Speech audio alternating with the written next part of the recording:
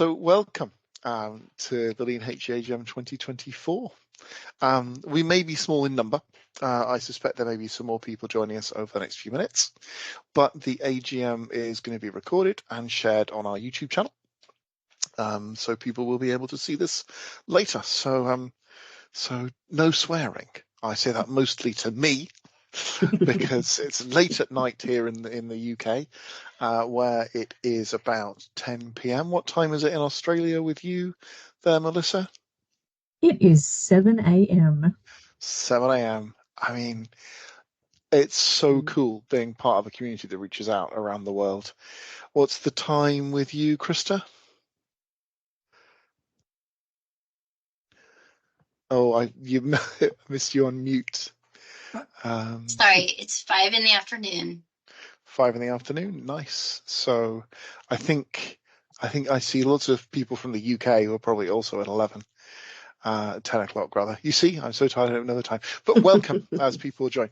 So the agenda today is, the function of the AGM is to hold us accountable to our community, where we reflect on what Lean HE has been doing over the year.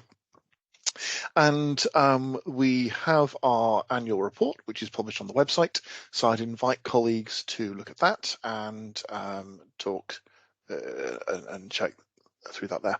I should introduce myself. My name is Stephen Yorkstone. I work as a continuous improvement practitioner at Edinburgh Napier University here in Scotland. I am currently the chair of Lean HE Global, and so I'll be starting us off today. So welcome. There is a lot that I could talk about that Lean HE has done. And when I was sitting down and chatting with Suzanne and Laura and saying, well, how should we talk about this? Laura, who's the current Deputy Chair Governance, the Deputy Chair Communications, and Suzanne, Deputy Chair Governance, thinking, well, what do we talk about? I thought, well, we should acknowledge that Lean HE is now in its 10th year. Now, of course, we were lagging behind and inspired by Bill's book, Lean in Higher Education in 2010. But in 2014, Lean HE had its first conference in Cardiff, where I got this red dragon as the conference kicked off. And in that 10 years, Lean HE has grown as a result of the work of a huge number of people all around the world. And I would like to express a thank you to all those people on behalf, I guess, of the Lean HE community. There's so much that's been done in terms of conferences, but also in terms of collaborations or in terms of producing books. I look at people on the call and think about the work on Hoshin Kanri. I think about problem solving, and my heart fills with pleasure at the things that the community does.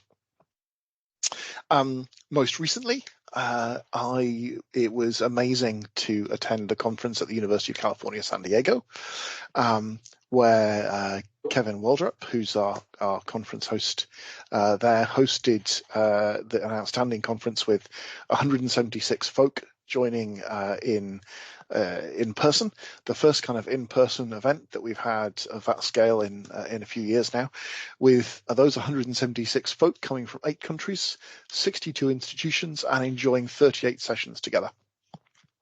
So it was really cool to start seeing people connect in real space together there in San Diego. Welcome, Stephanie. Lovely to see you joining us. Lean HE is also continuing to grow virtually. The conferences that we had more recently before that, including being hosted by our friends in the University of Melbourne. Thank you, Stephanie and Alyssa. And before that, John, were hosted online.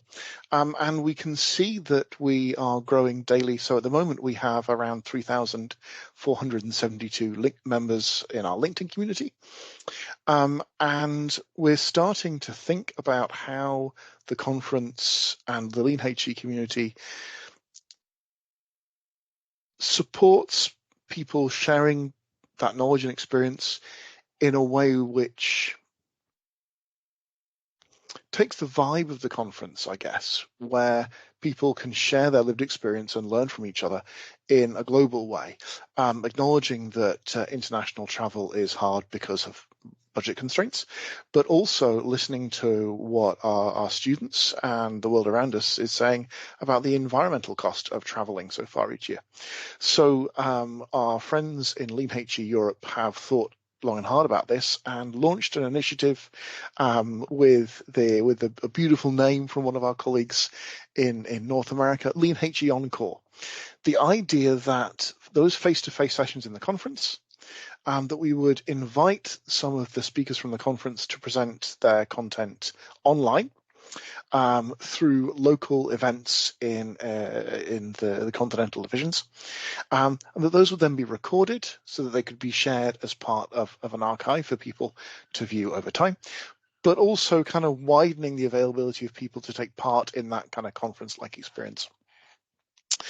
So far, we've hosted a couple of those. I imagine we'll hear more shortly, and I think it's brilliant. And those videos then go on to our YouTube channel, which now is acting more like our conference archive. So if you're looking to see that good stuff, all the online sessions that we have from Strathclyde, from Melbourne, and the sessions that we've been able to record, like this one, are now hosted on our Lean HE YouTube channel. So you're able to go along and see them. We've currently got 204 subscribers.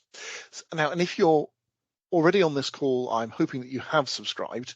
And if you're watching this on YouTube and you haven't subscribed, then anyway, but you know the message. Please subscribe to the YouTube channel and give us your feedback on that. Look at the playlists. One's on leadership, on tools, on various different things if you want to dive into themes. And again, my reflection is that all of this stuff, and this is just the headlines. Each of the groups around the world are doing so much more, but this is based on the work of volunteers. And I would particularly like to thank the volunteers on the Lean HE Global Committee, the chairs of the continental divisions, John, Krista and Melissa. Thank you so much. And also Ruth, who till recently was the chair on the Lean HE Americas, who do an awful lot as well. And of course, the conference hosts. Along at the moment, we have Alyssa, representing the Asia Pacific region, Linda, Europe, and Kevin, the Americas. So thank you to the Lean HE committee for the work that you do. It genuinely is appreciated. And I know right now I am pretty busy as a Lean HE practitioner. I don't know if you are too, but it seems that there isn't a week when there isn't another rather depressing headline coming out about higher education. And I was talking to some colleagues through Lean HE Canada, and they were sharing their experiences that there are challenges in the sector right now. And I think I would reflect that we are in a unique position to help that as Lean HE people, that we know some of the tools, we have some of the experience that can help that. And I minded, got to talk about Toyota, that originally Lean was out of necessity. There was no choice but to innovate and to use the best tools that we can and to use continuous improvement to improve. And I think that the Lean HE community is wonderful, and I would encourage people to reach out to each other through the community to learn from each other and share and grow and continue to support our universities, because there's a lot we can do. And when an academic colleague reaches out and says, can you help me with this thing? I think, oh, yes. And sometimes I think, oh, yes, but I might just ask Bill about that thing for a bit of advice. Or maybe Linda might have an idea. So I would encourage you to use the Lean HE community as a group of peers and friends to support what we do for the good of the community at large. But of course, a lot of that work is done by the continental divisions. So I would love to open the floor to the chairs of our regions to talk about the achievements that they've been doing. over the past over the past year. Before then, looking forward to some of the events, and we do need to cover off the business of the AGM in terms of a bit of governance and structure stuff, but we'll dance through that as quickly as is appropriate, and then I'd like to open it to everyone else to share any thoughts that they have to close. So if that's okay, any comments in chat we'll monitor as we go, but I'd love to invite Krista to tell us a little bit about Lean HE Americas. Thank you, Krista. Sure, be happy to. Well, thanks, Steve, for giving a quick synopsis of the conference in San Diego that Kevin Waldrop hosted. It was a great experience. Amazing to see everyone. I had the chance to see many of you here today, so that was awesome. Following on that, we are also very soon going to be hosting the Encore event that you mentioned. That's coming up on June 13th. We're pretty excited to follow Europe in offering that. So that's another little offering that will be new for the Americas. Within the Americas, like particularly within the steering committee, I think we're kind of we're stepping back from day-to-day business. And for the last 3 months and really to the mid-year point, we're trying to just take a look at what we need to do. So we're revisiting the structure of our steering committee and kind of feeling there are a couple gaps that we'd like to fill to help business work more smoothly there. We're also building out a 1-year strategy. We've kind of, I don't know that we've really been that structured or systematic in terms of our approach to things. So we're like, okay, let's do this. Let's get a 1-year strategy. And then maybe from there, we'll kind of practice and look longer term, maybe with a 3 to 5 year strategy. We're also busy trying to think about the year 2026, and we've just opened applications for folks who might be interested in hosting the 2026 conference. It feels like very far away, but as we all know, it comes up quite quickly. I think that's kind of those are our headlines, Steve. I'm gonna stick with that and stop there. Pass the baton to the next person. Melissa. Thank you so much. So just reflecting on what we've been doing in the Asia Pacific network, which is all captured in the annual report, which is a great read. So go and read the annual report. Probably something that we have been focused on, 2 things, is understanding our membership better. So coming out of COVID, it's really been about trying to reconnect with our membership. We've got about 150 members across probably maybe 35 universities. And it's understanding, why do people want to be members of Lean HE? Why are they members of our network? And what can we do to support them, particularly during these times? In Asia Pacific, probably I feel it's similar elsewhere. Higher education is in a fairly challenging space.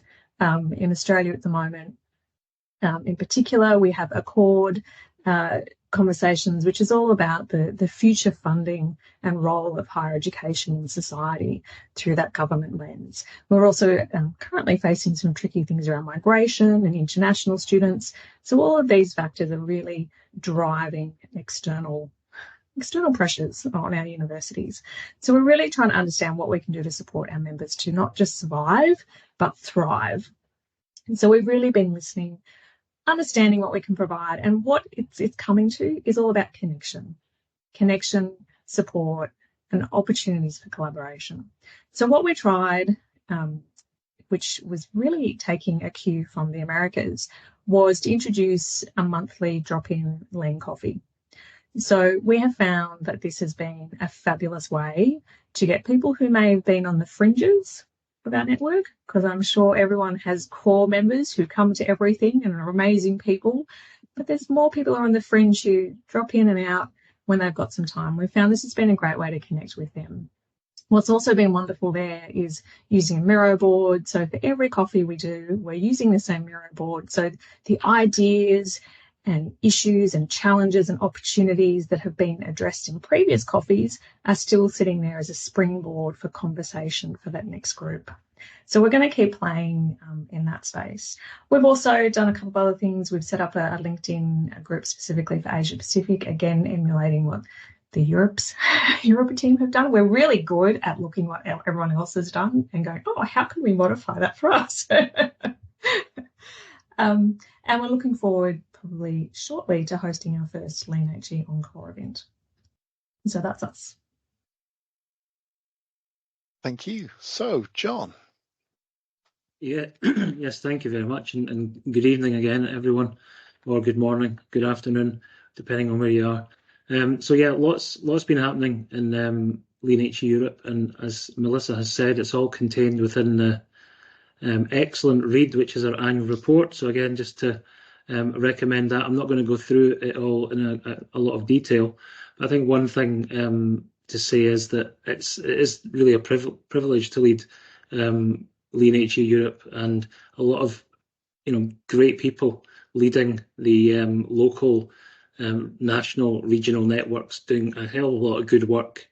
Lots of activity going on, lots of collaboration, lots of engagement, which is really great to see. And all of that, feeds in to the European Continental Division Steering Committee, which is excellent. And we try to, set the vision, support the networks, and trying to make them as vibrant and as successful as possible.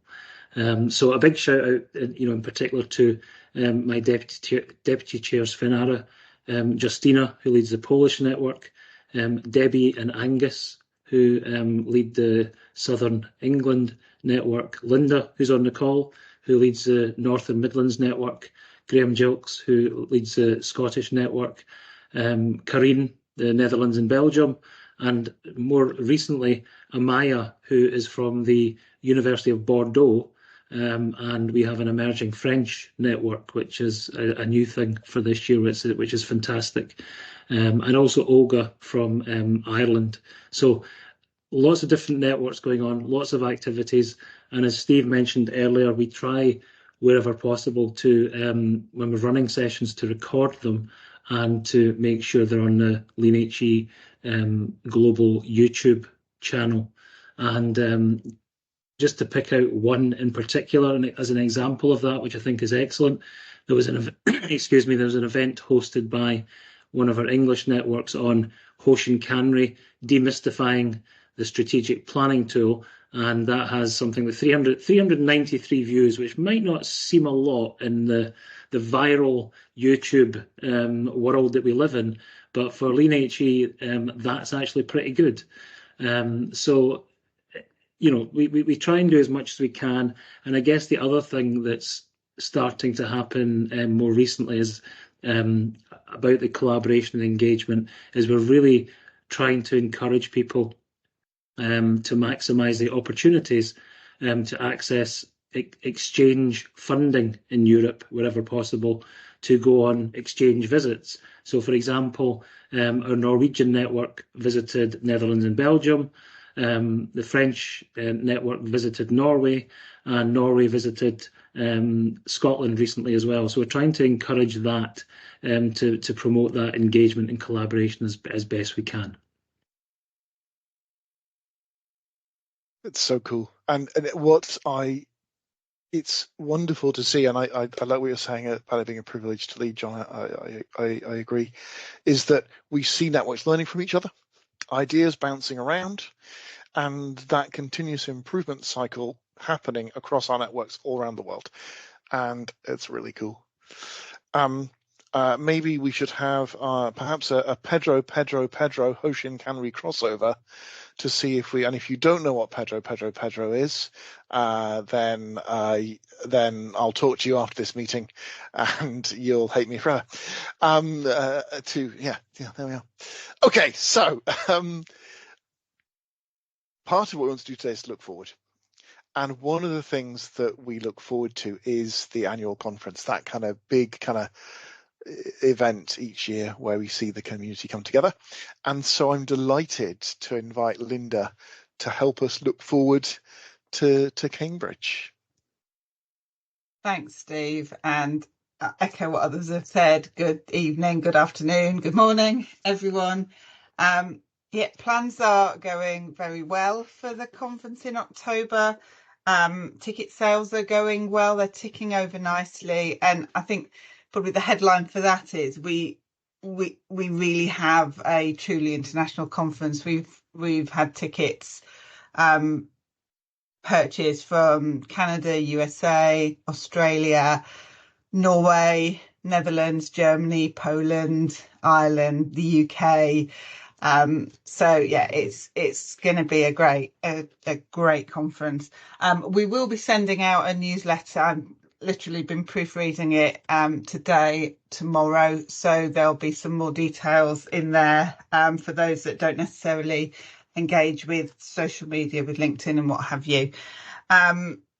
Abstracts are starting to come in. We do want to encourage your abstracts, because we want to put together an amazing conference, and we've got lots of other things that we're planning. One of the things my team and I are going to be doing over the next few weeks is to dummy run a little scavenger hunt we're putting together for people to take part in while they're in Cambridge.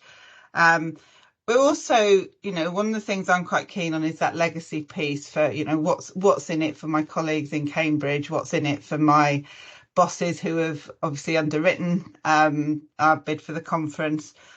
So we are running a competition internally for our internal network to submit information on the improvement work they've done, and we are sort of giving away 2 tickets for the conference, and we're going to invite those people to present the work that they've done. So hopefully that's starting to gain quite a lot of interest within our internal network, which is great. Other than that, we're really excited. I'm trying not to get too stressed about the budget, but it's coming to that time. It's part of being a conference host, stressing about the budget. So I'm living with that, and we're just really looking forward to seeing everyone. Thank you, Linda, and thank you to you and the team for your work there. And it's worth reminding colleagues that every time the conference is run, it's run as a not-for-profit event. We expect that it should cover its costs, but that's one of the real challenges of being a conference host, is doing so in a way where the event is put on at a high quality standard, but one which is accessible to the community so that people can come together. So thank you, Linda, for the work that you're doing to do that. Talking of conferences, we plan conferences in advance, and the window of uncertainty is closer than ever. But I know that our next plan is for the conference in 2025 to be in Asia Pacific, Melissa. Yes, we are delighted to have the opportunity to host again in 2025. We have been having conversations with a couple of different universities to consider how we can best, as you say, put on an event that is both high quality, that will run at a not-for-profit sort of balance, but also meets the needs of our local network, plus also what you were talking about, Linda, that legacy. What is the value proposition for our host or our partnership of hosts? Because we're looking at possibly doing it slightly differently. We've talked a lot at our steering committee about what's important for people to experience, because we all know what it's like to go to a Lean HE conference. It's been a little while for some of us, and we want that back. So how can we actually create that, and not just create and replicate, but create and enhance? Because, we're supposed to be continuous improvers. We're not just replicators. We have also been talking about themes, and it actually goes back to something that Steve said earlier, which is not just something that we're finding students really focused on, but our staff as well, and that concept of sustainability. And we know that there's growing conversations in the broader network around lean and sustainability. And so we're just exploring at the moment what that might look like as a framework for the 2025 conference. So we will provide more information when we have more things confirmed, but at the moment we're deep in our discovery phase as to what we'll be offering for the broader network in 2025. Stay tuned. Thank you, Melissa. We are on the edge of our proverbial seats. I think one of the things that I enjoy about the conference is that every conference is different, and it kind of celebrates the uniqueness of the organization that hosts it and the strengths that they bring. And I am sure that when we gather in 2025, we'll see something unique that will be very special. So I'm looking forward to hearing about more. Taking us back to the last conference, one of the things that we did there was an exercise. What was it called, Laura? 10 times bolder. Tell us about this, Laura. I will tell you about 10 times bolder. So one of the things that Eric Olson actually covered at the conference in San Diego was trying to get a feel from the community of what does Lean HE look like? What is the future of Lean HE? And it's something that we as a global committee really talking about quite a lot at the moment. What does our future look like? Because we are growing, you know, as Steve mentioned, we've got over 3,000 members now on the LinkedIn group, and our YouTube channel is growing. You know, we've now got within Europe, we've got that French division coming in. So how are things going to grow and change? So Eric did this wonderful session on 10 times bolder. He gathered lots and lots of feedback from people. Steve is laughing at me because as the stereotypical academic that I now am, I have done a slide with Padlet. So I will just share it quickly because it's probably easier to show you than go through it all. So hopefully you can all see that. But this is the main feedback that came from Eric's session. And this is what we feel would be really useful for us to focus our thoughts on for the future of Lean HE. You know, we've got our 10 years that we're going to be celebrating this year. So what's the next 10 years like? And these are the main points that came out from the 170 odd members who attended in San Diego. So really interested in new collaborative initiatives that we can offer. Obviously, John has absolutely spearheaded our YouTube it is channel, isn't it? I thought I had the wrong word then, but YouTube channel. But people are asking about, are there opportunities for documentaries and podcasts, and what other strategies can we help people with to really promote their own practices locally or regionally? Then thinking about our social media presence, which is something I really need to focus on as Deputy Chair for Communication, creating that strategy to really help spread those networks and really grow and make sure we're offering what our community members want to offer, or want us to offer. Training and education, someone suggested a certification in Lean and HE, which could be slightly terrifying, but this could be something for us to look at in the future. So really what I'd like to get a feel of from people is, what do you think? What are your thoughts? If people have thoughts that want to share, that's wonderful. I do, again, stereotypically have a Padlet because everything is better with a Padlet. So you can follow that QR code, and I'll also put the link in the chat. But we'd just love to get a feel from people of where we're heading next, so that we can really start to develop that and start to implement some of these ideas, because I think there's a lot here that we can do as a community, and that would be really valuable for us. So I will stop sharing my slide.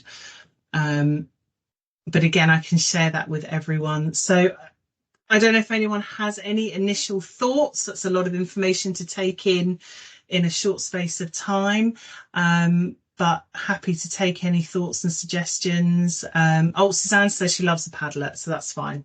So Suzanne's on Team Padlet, thank you. But I'll put the link in the chat, so any thoughts, suggestions from people is always very welcome. Tammy, hi Tammy, has mentioned that they've started gauging interest for sustainability as a Lean subgroup So that could certainly be something that we could look at, and certainly the sustainability focus is definitely emerging within my institution, and I suspect in others as well. So again, these are all things that we can add, and so thank you for that, Tammy. John. Yeah, just a quick observation. I think the idea of themes, I think, is really helpful, because if you think about how we organise ourselves at the moment into continental divisions, regionally, nationally, and that works very well. But Tammy's just identified one particular theme, and there are others within Europe where it's breaking down, in a sense, the invisible barriers of the geographical networks, and people are coming together around themes. So I think that's happening within Europe. It's happening organically as a legacy of some of the conferences. People connect using their personal initiative, which is great. But I think if there are common important themes across the global network, then we should be encouraging people to get together around those themes, as opposed to the geographical structures, if you like. Absolutely. So maybe there's something there that we need to consider about how we can help facilitate that and help groups to develop those themes. So Tammy will definitely be getting in touch about sustainability then, if that's something you want to lead on. Wonderful. Thank you so much. I know obviously time is short, so unless you have anything else you want to add, I will hand back. But really just, wonderful. Thank you, Tammy. She said she'd be delighted to in the chat. But really just to say that I'm always really keen to get people's thoughts if they have a really strong passion for an area that they'd like to see us develop, and let's look to see what we can do with it. So thank you very much. I think I look at people on this call who've contributed to a book on problem solving, how that's linked to work across the community. Also the paper on Lean HE in response to the pandemic, how that was drawn from many Lean HE community members in a broader sense, and work on Hoshi and Canary. ChatGPT has created a meme for me based around Pedro, and Hoshi and Canary. So I shall get an image of that and put that in chat so that you can admire the horrendousness of our artificial intelligence overlords, whilst we talk about the governance business of Lean HE. So we've had the Lean HE Global Steering Group has had some really quite good conversations about what it is to be a Lean HE post holder, be on the Lean HE Global Committee, because we have a number of key roles which are up for renewal now or into the near future. The process for appointing these roles is now published, available on our website, and we'll talk a little bit about that when we talk about changes to our terms of reference, but I'll bring in Suzanne to talk about that. But the process is that the Global Steering Group reaches out to the wider community to seek nominations for people to step into these roles. Now, as you will know, over the past year, Laura Roper, on the call from BU, that's Bournemouth University, nowhere else beginning with a B on the south coast, has been stepping into the role of Deputy Chair Communications, and I'm pleased to announce that she has been re-elected for her term to continue for a full 3 years in that role.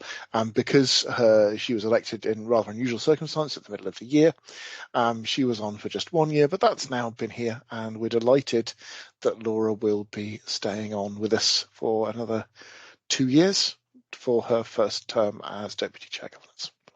Welcome. We're glad you're here, and we can see the positive impact that your work is having on the website, the annual report, and it's great to see that and see how that will be built with a vision for what Lean HE is going forward in terms of how we talk about what we do and all that sort of cool stuff.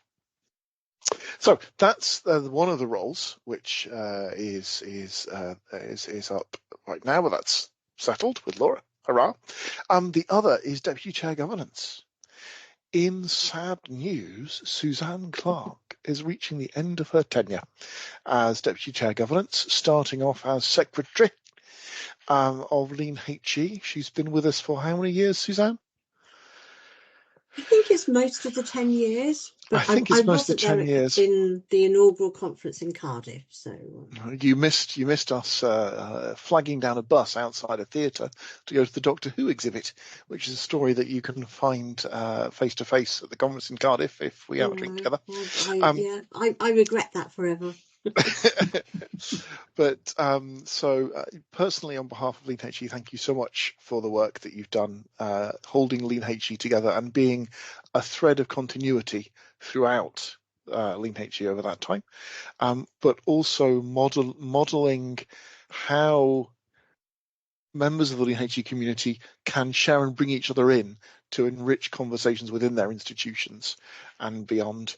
I think of many fun conferences hosted by your university with Lean HE people coming, and how all those kind of things were great to be part of. Was there a thought, Linda? No, it was an applause. There we are. It was a round of applause. Nice.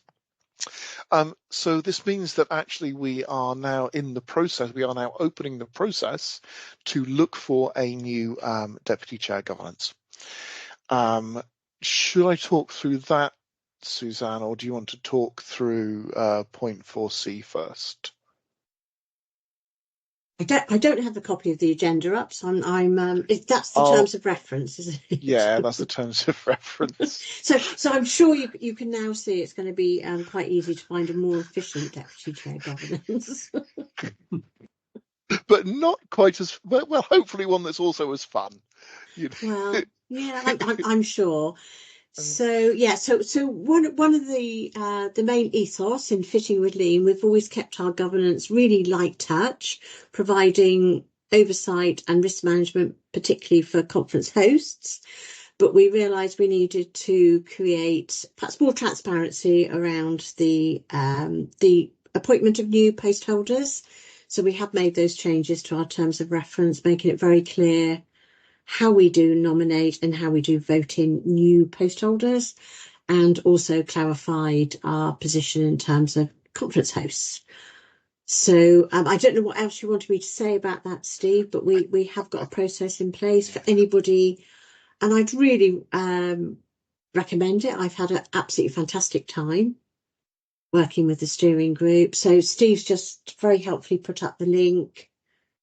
Yeah, and if anyone just wants to talk to me about the role, they're absolutely welcome to. But yeah, so we have looked at that to create that transparency around the appointment of our new post holders.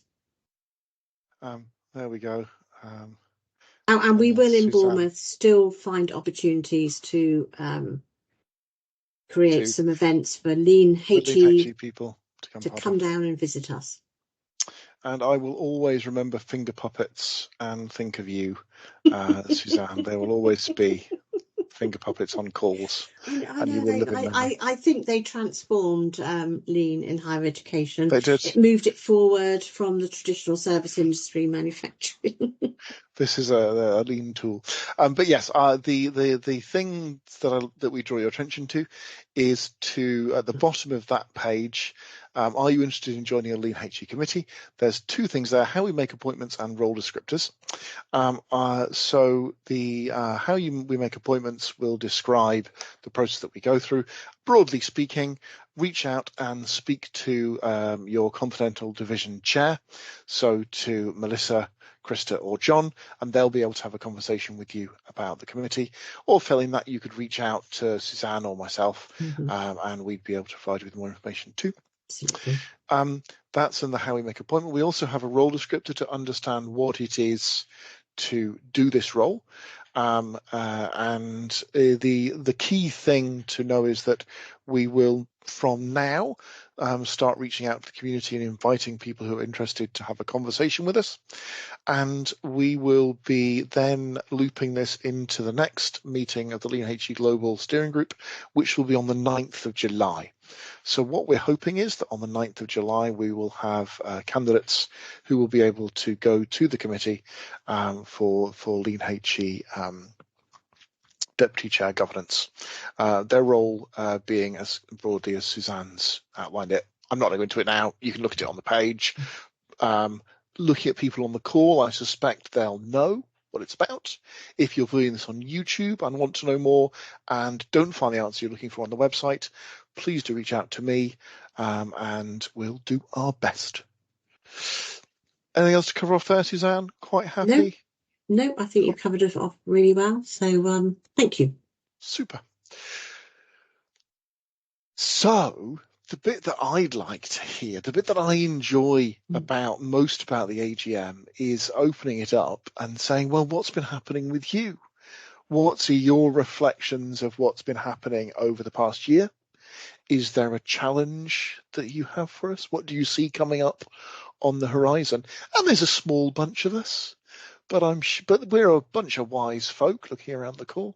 So I'd be interested in if colleagues would like to share anything for the last kind of 20 minutes or so.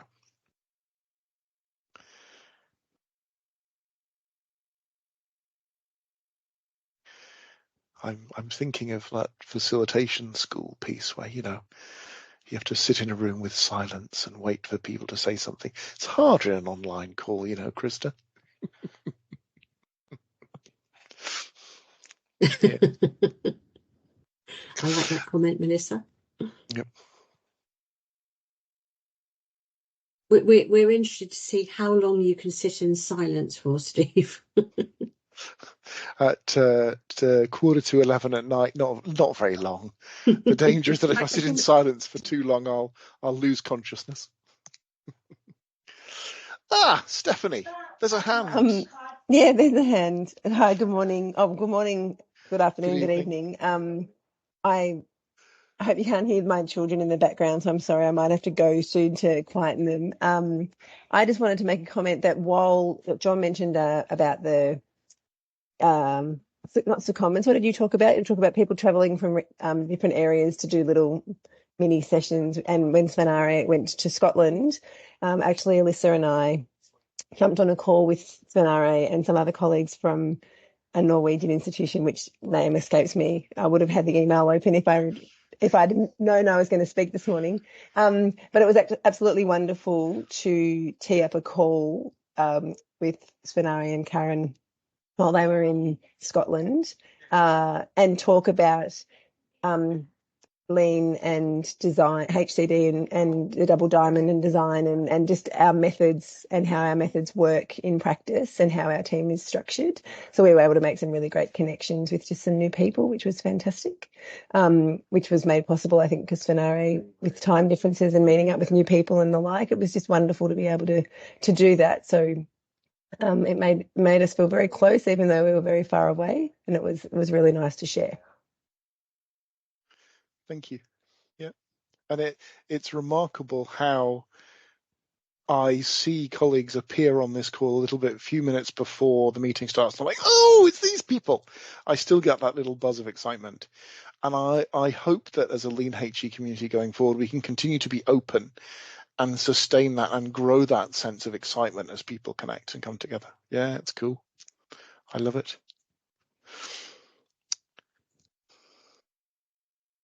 John. Yeah, thanks, Steve. Just building on that, I think one thing that I've thought a lot about is, people just should never be afraid to ask. If you think that reaching out to someone can help you, then it is probably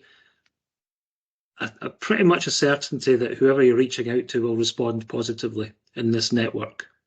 So never be afraid to ask the question, because it can lead to so much good stuff ultimately.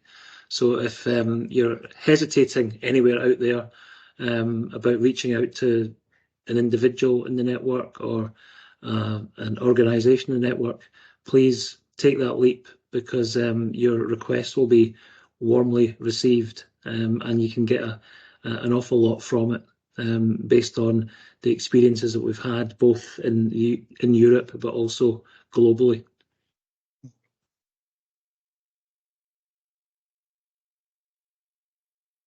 Thank you, John. Sorry, I've got 2 hands raised. I didn't mean to do that. That's cool. Chris. So this is just personal things, or this is regional things? Or it doesn't matter. We trust you to use the time appropriately. Okay, well, I mean, personal things. I've just spent 3 weeks with University of Texas Arlington, which was great, hosted by the business improvement team, doing stuff related to my PhD, and gave a few talks while I was there, including one to Michigan, thanks to Krista and others. So personally, I've been very active. I don't have a whole lot to say about the region other than what Melissa has already said. But I agree with what John said. If you ask people, they almost always say yes, it's a great network. It's true. I remember in the pandemic reaching out and saying to people, hey, could you give a little lunch and learn session to my university colleagues? I think my people at Edinburgh Napier University got the best lean training that money couldn't buy during the pandemic through the power of the Lean HE network and people just jumping on and sharing a quick call. Yeah. Oh, and that presentation was good, Chris. So clearly we're going to get you to that presentation again and record it for our YouTube channel, Shannon. So brace yourself for that one. That'll be coming your way. Any other colleagues have any thoughts? Cool.